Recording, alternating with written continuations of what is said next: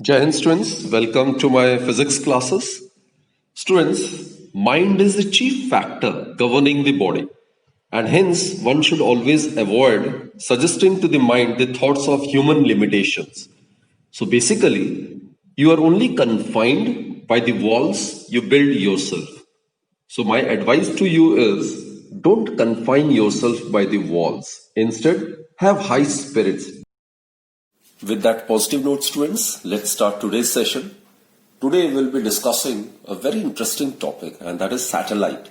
We'll discuss about the launching of satellites as well, right? To begin with, a satellite actually is a body which is continuously revolving around a bigger body, right? Actually, in the solar system, the 8 planets which we are aware, Mercury, Venus, Earth, Mars, Jupiter, Saturn, Uranus and Neptune, they all revolve around the Sun, and each may be called as a satellite of the Sun. These planets too have got satellites revolving around them. Whereas Mercury and Venus do not have any satellite, the Earth has one, Mars and Neptune 2 each, Uranus has 5 satellites, Saturn has 10 satellites, and Jupiter has 12 satellites. So these heavenly bodies going around a planet are called natural satellites. While students, on the other hand, a satellite which is put to in its orbit around a planet by a man is known as an artificial satellite. Now, if we talk about history, in 1957, the first satellite was launched on October 4, 1957. The Russian scientists put Sputnik 1 into the orbit around the Earth. And since 1957, many artificial satellites of the Earth have been launched in their orbits, right? So now let's discuss about the principle of launching of a satellite. Now what we consider is, this is suppose Earth. For all practical purposes, let us consider it to be a perfect sphere. This is the center of the Earth, suppose. Now let us imagine a several kilometers high tower on the surface of the Earth. This is a high tower, several kilometers high tower, right? Now if a stone is thrown from the top of the tower, suppose a stone is thrown from the top of the tower with a horizontal velocity, then we are aware it will tend to follow a parabolic path. Right, this we have discussed in projectile, that a body projected horizontally from a height, it always tends to follow a parabolic path. Now, in this case, the body will follow a parabolic path and let it falls on the Earth's surface at point A1. Clear, students? So actually, the body is assumed to hit the surface of the Earth at point A1 after moving along a parabolic path. Now students, imagine the second condition. If the stone is thrown with a greater horizontal velocity, then what will happen? It will still follow a parabolic path, but it will tend to fall at a farther distance from the foot of the tower, say at point A2. Right? Again I repeat, students. If the stone is now thrown with a greater horizontal velocity, the stone will meet on the Earth's surface, say at point A2, a little away from the foot of the tower. Now similarly, students, if the velocity of the projection is continuously increased, it will hit the surface of the Earth always at a point a little further away, like this.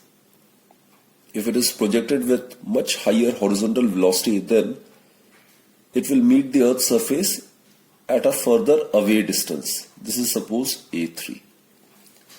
So what we conclude is, if the velocity of the projection is continuously increased, it will hit the surface of the Earth always at a point a little further away, till at a certain horizontal velocity of projection of the stone, it will be in the state of free fall under the influence of gravity. That is, consider a certain velocity at which the body is at free fall. That is, it is under the influence of gravity. That is, the body in this case will be attempting to fall to the earth. but missing it all the times. The result will be that this stone or this body will tend to follow a circular path. This body will tend to follow a circular path and will never reach the Earth's surface. Isn't it? So as the body is moving around the Earth, it may be called as artificial satellite. Right, students? So in practice, an artificial satellite is launched into space with the help of at least 2-stage rockets. Yeah, actually they are of 2-stage. The satellite is placed at the tip of the rocket, and the first stage of the rocket takes the satellite vertically upwards against the gravity to the desired height in its orbit above the surface of the Earth. Then the second stage of the rocket detaches the second stage and it tilts through angle of 90 degree. And then the second stage is used to impart required horizontal velocity to the rocket to make the satellite revolve in circular orbit. This horizontal velocity, students, it is known as the critical orbital velocity, or simply the orbital velocity. So what I've stated is, normally a satellite is launched into space with the help of at least a 2-stage rocket.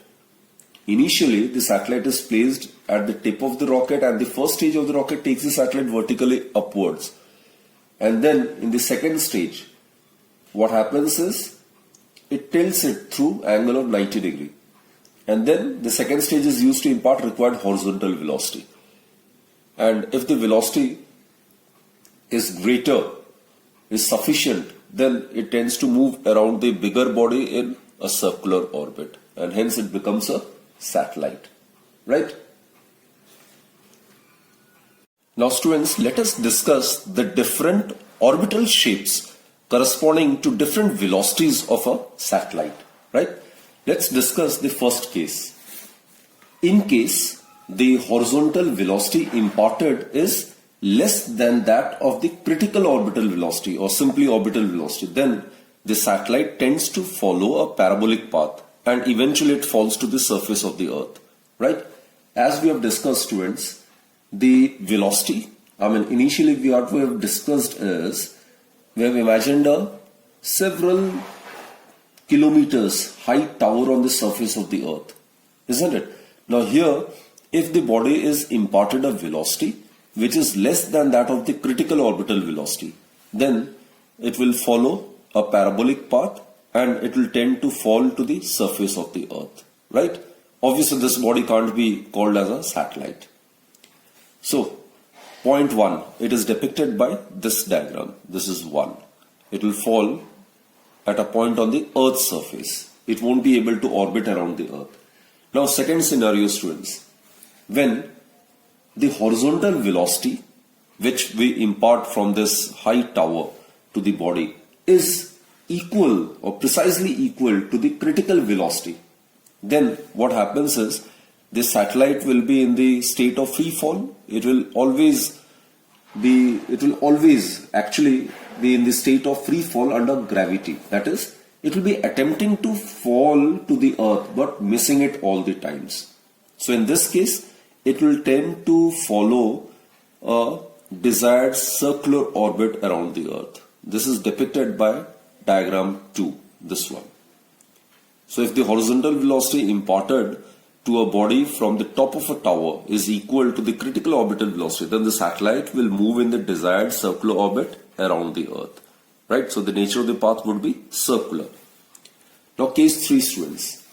In case the horizontal velocity imparted is greater than that of the critical orbital velocity but less than that of the escape velocity. That is, the horizontal velocity imparted is greater than VO and less than VE. In that case, the satellite will tend to move in an elliptical orbit like this, as shown in figure 3. This is the elliptical orbit which the satellite will follow in this case. Right? And in the fourth scenario, students, in case the horizontal velocity imparted to the body from the height is greater than that of the escape velocity, then what will happen is the satellite will leave the gravitational field of the Earth and escape into the space. So this is depicted by diagram 4. It will leave the Earth's gravitational field and will naturally escape to the space, right? So these are 1, 2, 3, 4 are the different orbital shapes corresponding to different velocities of a satellite. A rocket is required for carrying an artificial satellite to a suitable height for placing it in an orbit around the Earth. The rocket consists of a combustion chamber in which liquid or solid fuel is burned. Due to the heat of combustion, the pressure inside the chamber becomes very high, so the rocket forces out a jet of hot gases from its tail. This is, say, an action force. The jet of hot gases exert a force on the rocket, propelling it upward. This is the reaction force. These forces are internal forces of the system, and from the momentum point of view, the hot gases acquire momentum in the downward direction, and accordingly the rocket acquires an equal amount of momentum in the upward direction. Thus, the motion of rocket is an interesting application of Newton's third law of motion and momentum principle. Actually, students, an artificial satellite is launched into space with the help of at least a two-stage rocket. The satellite is placed at the tip of the rocket, and the first stage of the rocket takes the satellite vertically up against the gravity to the desired height of its orbit above the surface of the Earth. Then, the first stage of the rocket detaches, and the second stage tilts it through 90 degrees. The second stage is used to impart required horizontal velocity to the rocket to make the satellite revolve in a circular orbit around the Earth. This horizontal velocity is what we call critical orbital velocity, or simply the orbital velocity, and depends on the height of the orbit. Students, now let us discuss about geostationary or geosynchronous satellite. Geo means Earth, stationary means rest. So basically, geostationary satellites are those satellites whose position with respect to a particular point on the Earth remain fixed. That is, the satellite so launched will stay over the same place on the Earth, and hence it will appear to be stationary. Such satellites are known as geostationary satellites. Now look students, suppose this is the Earth. As we are aware, there is an imaginary axis about which the Earth rotates, isn't it? And the sense of rotation of the Earth is from west to east, as shown in the figure, from west to east, right? And the Earth takes about 24 hours to complete one rotation about its own axis. Clear? So if the period of revolution of the satellite means the total time taken by the satellite to complete one revolution around the Earth. That is known as the period of revolution of the satellite. Now students, look, if the period of revolution of the satellite is synchronized to just 24 hours, that is equal to the period of rotation of the Earth about its axis, then the satellite which I am talking about will stay over the same place on the Earth, and hence this satellite will appear to be stationary. So as a result, such satellites are known as geostationary or geosynchronous satellite. So basically, a geostationary satellite always stays over the same place. A geostationary satellite always stays over the same place.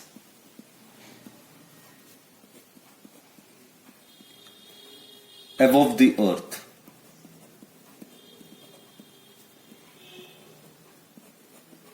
Right? And such a satellite is never at rest actually. And such a satellite appears stationary due to the zero relative velocity with respect to that place on the Earth. Right? So that is the reason why it is known as geostationary. With respect to a particular place on the Earth's surface, it appears to be at rest. So students, such a satellite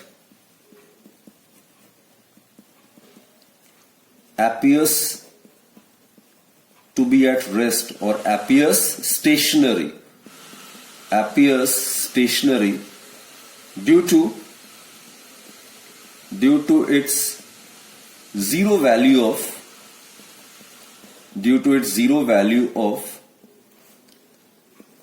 relative velocity.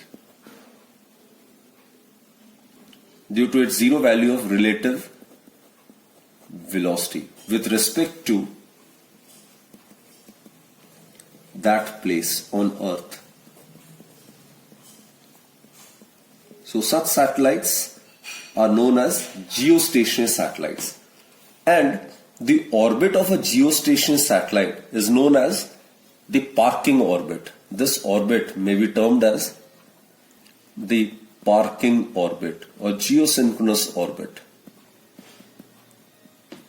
Right? This is the Earth and this is the satellite.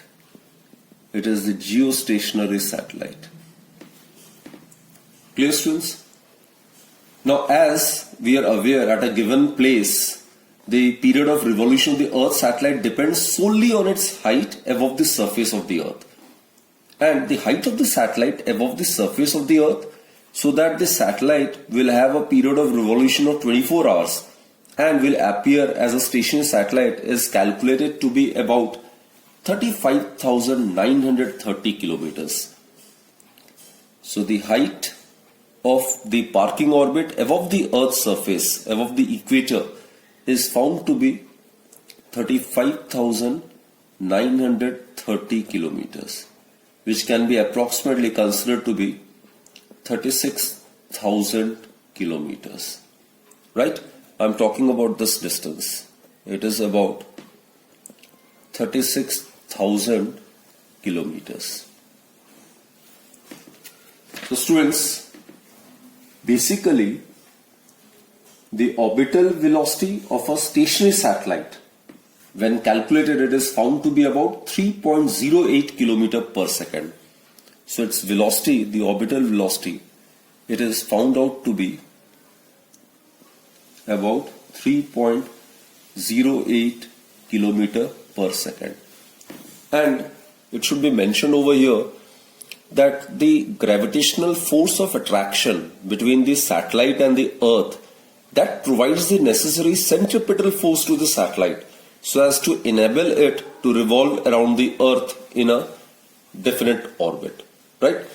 So the chief factor responsible for making the satellite to revolve around the Earth is the gravitational force of attraction between the satellite and the Earth, which provides the satellite the necessary centripetal force. Now students, for a satellite to appear stationary, for a satellite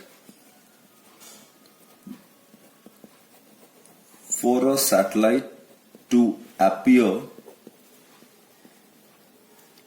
stationary,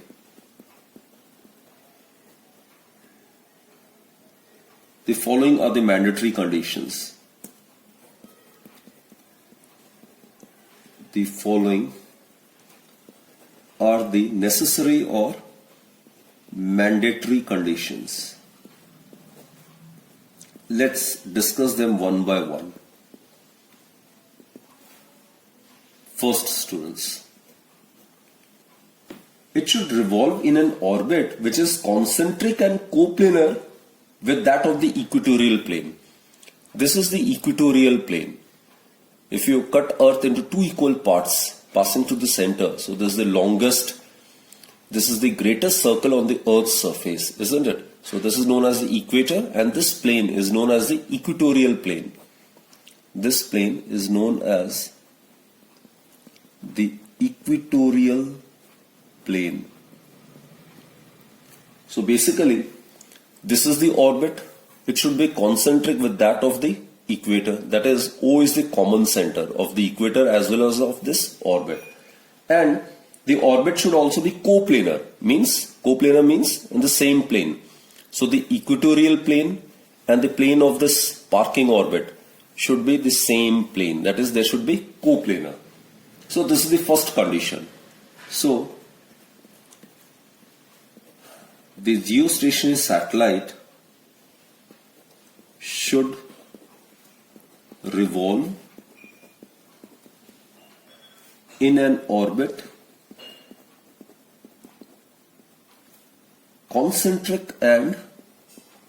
concentric means having the same common center.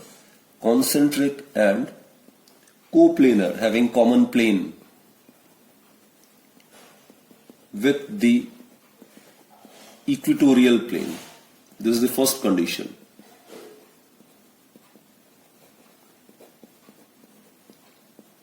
Right? Second, its sense of revolution. Now this is revolution, isn't it?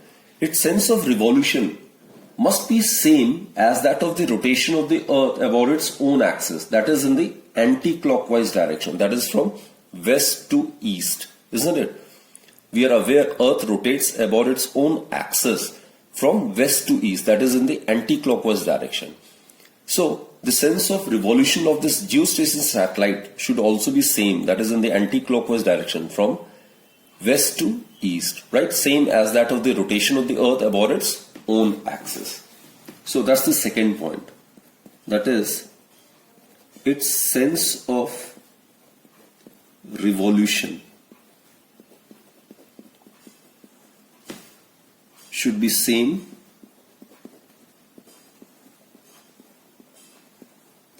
as that of rotation of the earth.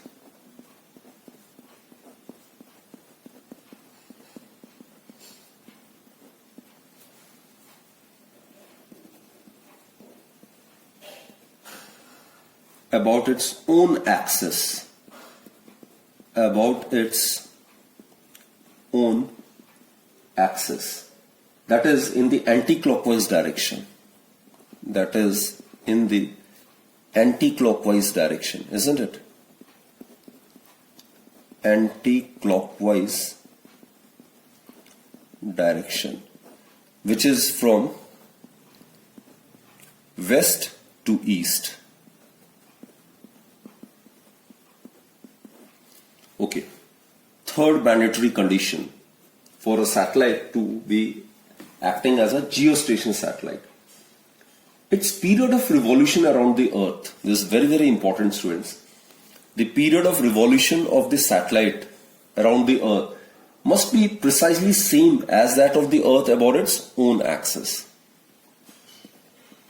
The period of revolution, that is the time taken by the satellite to complete one revolution around the earth, that is known as the time period of revolution of the satellite, should be same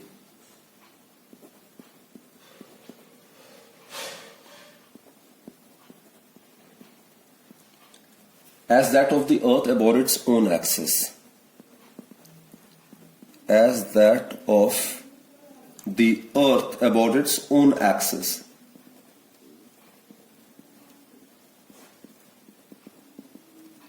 That is about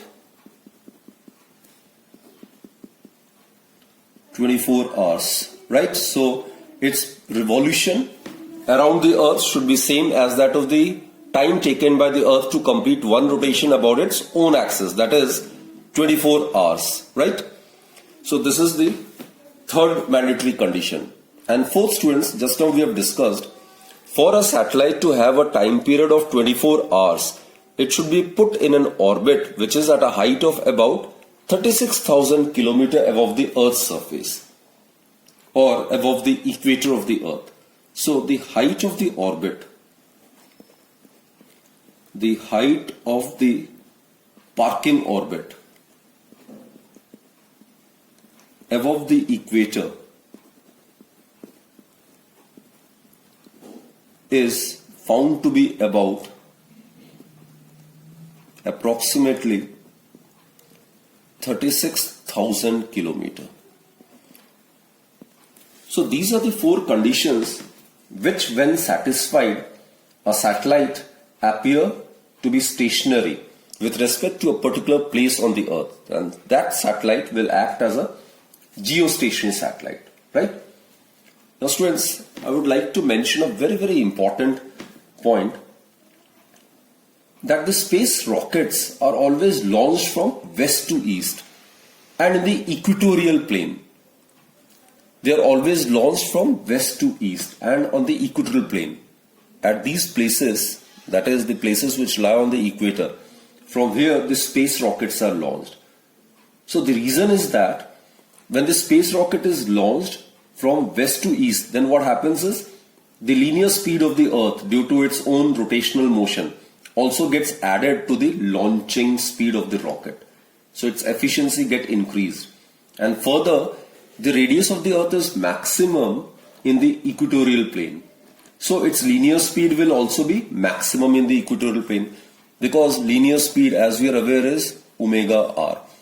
So here the radius being maximum, so the linear speed of the earth will also be maximum at a place on the equatorial plane, right? So this speed will get added up to the launching speed of the rocket. So as a result, the launching of rocket becomes much more easier and cost effective. Clear? Now let's discuss some uses of the geostationary satellites. Students, basically the geostationary satellites are used for communication purposes. That is, for transmission of radio, TV programs, and for sending telephone signals across the oceans. And accordingly, they are also known as communication satellites. So geostationary satellites are also known as communication satellites, because these are the satellites which are used for communication purposes, right? And they are also used for weather forecasting. This is a very, very important application. It is also used for weather forecasting. Then students, the geostationary satellites are employed or used for studying the upper region of the atmosphere. These satellites can be used to study about the upper region of the atmosphere. And also they are used to study solar radiations. So these are some of the uses of geostationary satellites. They are used to study solar radiations. And also they can be used to study cosmic rays to carry out research work, right? So these are the applications of geostationary or geosynchronous satellites. Okay, students, now let's discuss about another category of satellites which are known as polar satellites, right? Now look, students, Earth rotates about its axis in the anti-clockwise direction, that is from west to east. This is North Pole and this is South Pole, isn't it? These are the geographical poles, north, south, west, east, right? So as the term suggests, polar satellites, these are the satellites that revolves in the polar orbit around the Earth. This is the polar orbit. Such an orbit passes over the north and south poles. This is the north pole of the Earth and this is the south pole of the Earth, geographical north-south pole. So this is an orbit which passes over the north and south poles of the Earth, and such an orbit is known as polar orbit. So the satellite that revolves in a polar orbit around the Earth is known as a polar satellite. So this will be the polar satellite. Normally, the polar orbit is usually close to the Earth's surface. It is approximately about 250 kilometer. So it is quite close to the Earth's surface, right? Now, as the Earth rotates in the anti-clockwise direction about its own axis, that is from west to east, what happens is a polar satellite, it passes over a different part of the Earth during its each revolution, right? This is the revolution of this polar satellite, right? And at the same instant, the Earth rotates about its axis from west to east. So as a result, a polar satellite can be used to survey and scan the entire surface of the Earth after every few revolutions, obviously by making use of scanners, sensors and cameras. So there lies its uses.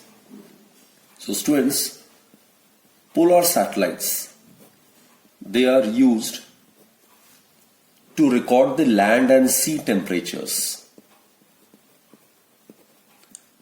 They are used to record the land and sea temperatures. Now, as I've stated, these are the satellites which passes over a different part of the earth during its each revolution. So this is the very reason why it can survey and scan the entire surface of the earth after every few revolutions, right? So second use is, it can take pictures of clouds and make forecasting of climatic changes, right? Now, here I would like to mention that weather forecasts made by solar satellite are more reliable than those made by a weather satellite put in geostationary orbit, because they are much closer to the Earth's surface, right? So, it is used for weather forecasting as well.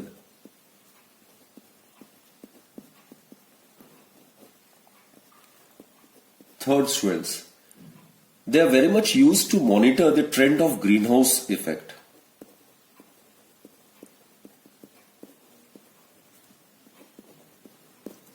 To monitor the trend of greenhouse effect.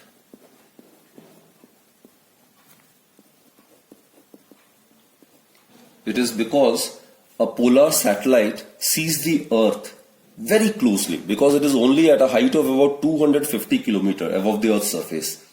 So, actually it was a British polar satellite that first provided evidence of a hole developing in the ozone layer.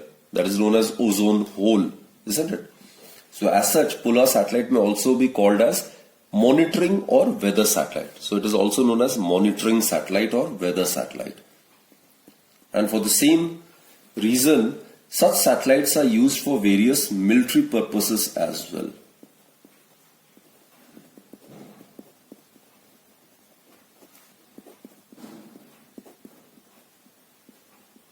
They can keep an eye on the movement of ships, troops and vehicles. So actually they are employed, or rather used, for spying purposes and keeping surveillance. So these are some of the important uses of polar satellites. And students, one more very important application is, these satellites are also used for remote sensing. So they're also known as remote sensing satellites. So students, in this particular lecture we have discussed about satellites, the principle of launching of satellites, then we have discussed geostationary satellites in detail, and now we have discussed polar satellites along with its uses. So I hope you have enjoyed this particular session. So do join me in my next lecture, where we will be discussing some mathematical expression for the orbital velocity of satellite, the time period of satellite, the energy possessed by a satellite, right? So till then, do enjoy yourself and keep up the high spirits, and thank you so much for watching my video.